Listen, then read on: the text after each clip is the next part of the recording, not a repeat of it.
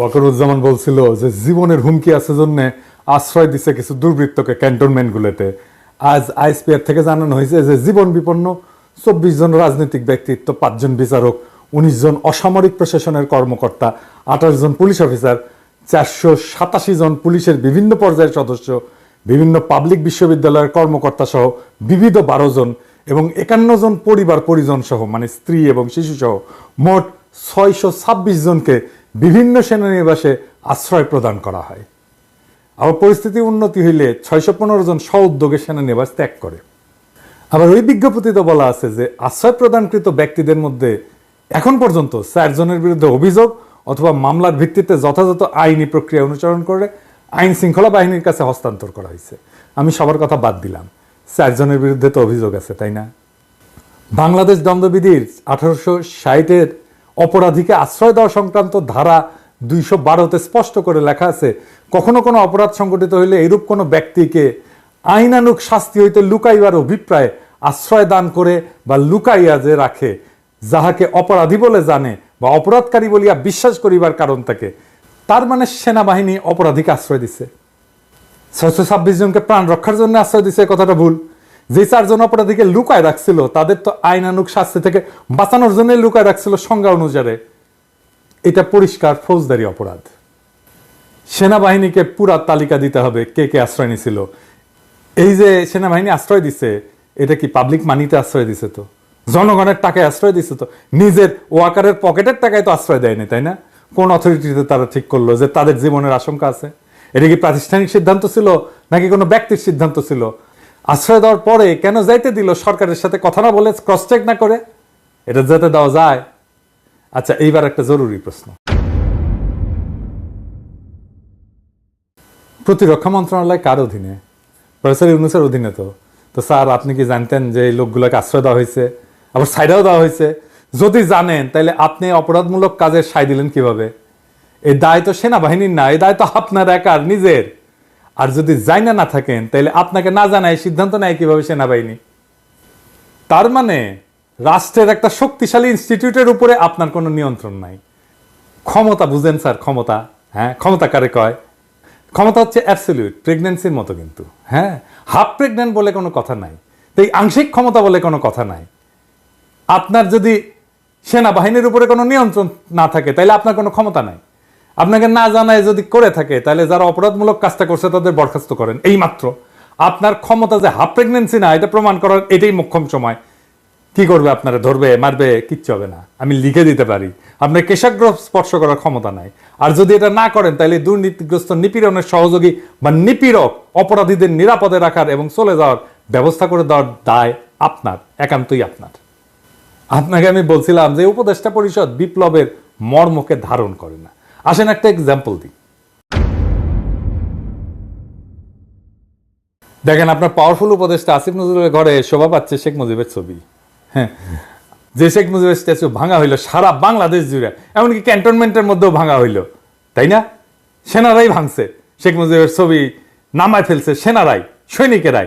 আসিফ নজরুল বলতে পারে যে সংবিধান অনুসারে সে জাতির পিতা, তাহলে মুজিবের মূর্তি যারা ভাঙছে তারা সব অপরাধী সংবিধান অনুসারে।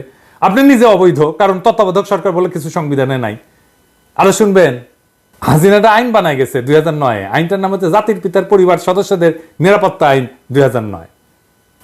তো এই আইনে বলা আছে যে জাতির পিতার পরিবারের সদস্য মানে শেখ মুজিবের, মানে ওই যে সোহরাওয়ার্দীর বডিগার্ডের জীবিত 2 কন্যা শেখ হাসিনা, শেখ রেহানা এবং তাদের সন্তানাদিদের বোঝাবে। এবং 3 নম্বর ধারায় বলা আছে, এই আইনকে প্রাধান্য দিয়ে বলা আছে আপাতত জারি আছে এমন অন্য আইন যাই থাকুক না কেন এই আইন কার্যকর হবে। এবং এই আইন অনুসারে ভিআইপির জন্য যেরকম নিরাপত্তা ব্যবস্থা আছে সেরকম নিরাপত্তা সরকার জাতির পিতার পরিবার সদস্যদেরকে আজীবন সর্বস্থানে প্রদান করবে।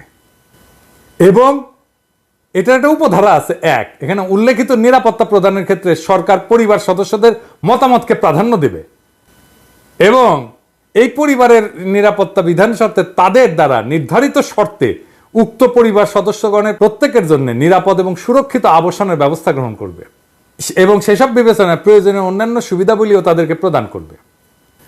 তার মানে আপনি যে সংবিধান মেনে হাসিনাকে সুরক্ষা দিতে বাধ্য, জয় আসলেও সুরক্ষা দিতে বাধ্য। এই জন্যই জয় বলে যে সে দেশে আসবে, হাসিনা বলে সে দেশে আসবে। এই যে কনফ্লিক্ট, এটাকে আপনাকে রিজলভ করতে হবে।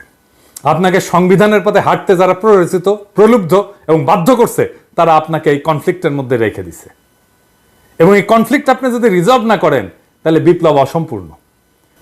মনে রাখবেন, বিপ্লব সংবিধানের চাইতে বড়, জনতা সংবিধানের চাইতে বড়। সেই জনতা আপনাকে অভিষিক্ত করছে, আপনি সংবিধানের চাইতে বড়। আপনি যা করবেন সেটাই আইন। এবং আপনাকে যারা সংবিধান মানতে বাধ্য করছে, প্রলুব্ধ করছে, প্ররোচিত করছে, তারা দেশের জনগণের সার্বভৌম আকাঙ্ক্ষার বিরুদ্ধে কাজ করছে। আমি আমার এপিসোডে শহীদদের কথা বলি মাঝে মাঝে।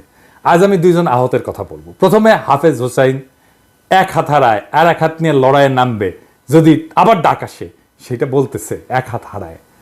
এমন হাজারো যুবক পঙ্গু হয়েছে, তাও লড়াইয়ের মনোবল তারা কিন্তু হারায়নি। শোনেন তার মুখেই কথাটা শোনেন।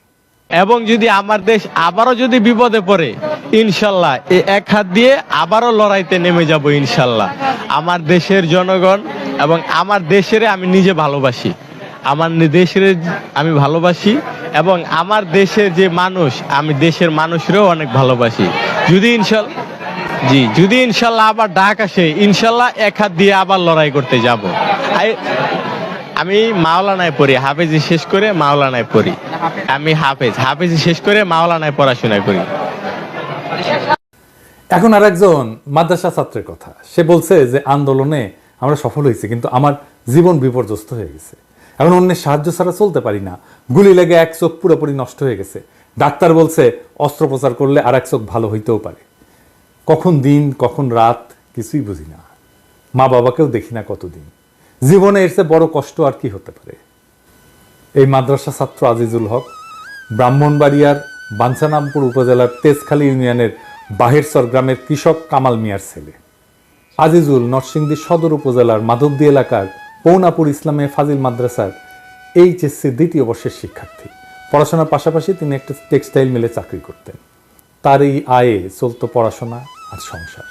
গত 18 জুলাই মাধবদী এলাকায় বৈষম্য বিরোধী ছাত্র আন্দোলনে গিয়ে গুলিবিদ্ধ হন।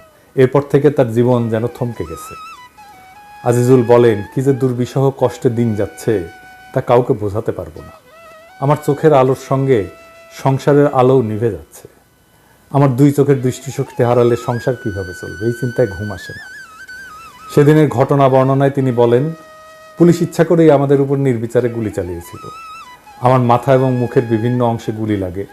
বন্ধুরা প্রথমে নরসিংদী সদর হাসপাতালে নিয়ে যায়, এরপর ঢাকা মেডিকেল কলেজ হাসপাতাল, পরে জাতীয় চক্ষু বিজ্ঞান ইনস্টিটিউট ও হাসপাতালে যাই। তখন রোগীর ভিড়ের কারণে ডাক্তাররা আমাকে রাখতে চাননি। ওই দিনই চক্ষু বিজ্ঞান ইনস্টিটিউটে অস্ত্রোপচার করা হয়। ডাক্তার জানান, গুলি লেগে বাচক পুরোপুরি নষ্ট হয়ে গেছে। আজিজুলের বাবা কামাল হোসেন বলেন, টাকার অভাবে আমার সন্তান অন্ধ হয়ে যাবে এটা আমি ভাবতেই পারছি না। বড় ছেলের মৃত্যুর পর আজিজুল সংসারের হাল ধরেছে। লেখাপড়ার পাশাপাশি সে চাকরি করে সংসার চালিয়ে আসছে। তার চিকিৎসা করার মতো টাকা আমার কাছে নাই। এ পর্যন্ত যা চিকিৎসায় খরচ করা হয়েছে তার বন্ধু বান্ধব, আমাদের আত্মীয় স্বজনের কাছ থেকে নিয়েছি। আমার এই ছেলের কিছু হয়ে গেলে আমরা কিভাবে বাঁচব?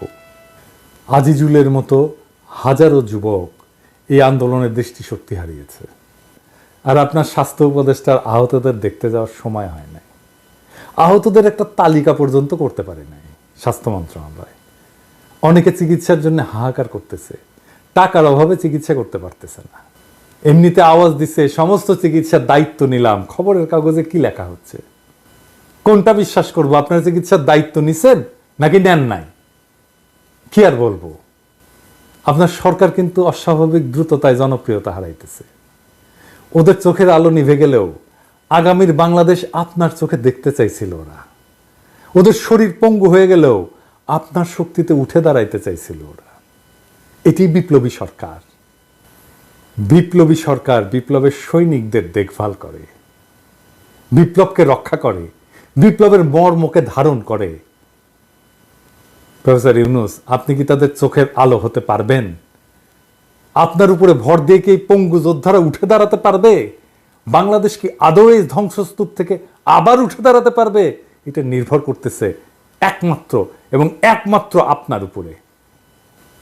আমরা পুরা জাতি আপনার দিকেই তাকায় আছি। বিপ্লব যেন রক্ষিত হয়, বিপ্লব যেন অগ্রসর হয়, বিপ্লব যেন বেহাত হয়ে না যায়। আশা করি আমাদের সকলের আকাঙ্ক্ষা আপনি বাস্তবায়ন করবেন এবং এই সকলের আকাঙ্ক্ষা বাস্তবায়ন করার জন্য প্রথম যেই কাজটা আপনার নিরঙ্কুশ ক্ষমতা প্রতিষ্ঠিত করবেন। সারা দেশবাসী আপনার সাথেই আছে, সারা দেশবাসী আপনার সাথেই থাকবে। ইনকিলাব জিন্দাবাদ।